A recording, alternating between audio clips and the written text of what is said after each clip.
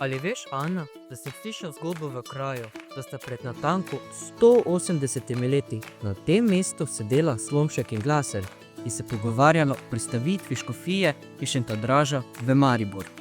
Zanimivo. Me zanima, kaj bi zdaj na to rekla ona dva, to bi videla, kako zelo smo jima hvaležni za tako veliko dejanje.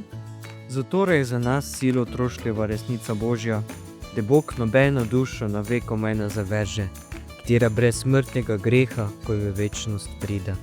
Max, kaj pa ti počneš? Prebiram Glazerov rokopis, ker se pripravljamo na 4. Glazerov festival. Ogledali si bomo tudi manjšo razstavo o škofu Slomšku in Marku Glaserju. Še posebej bo poudarjeno njuno delovanje na šolskem in pa literarnem oziroma ustvarjalnem področju. Podobno kot Slomšek je namreč tudi Glaser napisal oziroma izdal nekaj knjig, seveda manj kot Slomšek.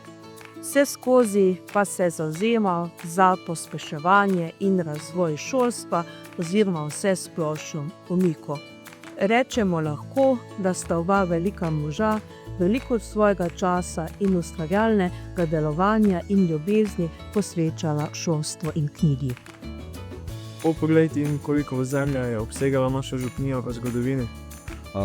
Nik, v drugi polovici 18. stoletja smo imeli sicer podružnice, imeli smo Pernico, Koreno in Dvorjane. Zato je pohod iz Malečnika v Dvorjane. Ana, na letošnjem Glazerjem festivalu bo tudi kuharski tečaj, kjer bomo pripravljali znamenito ajdovo torto. Si že poskusila? Ja, ful je dobra. Se že veselim, da bomo pripravili skupaj.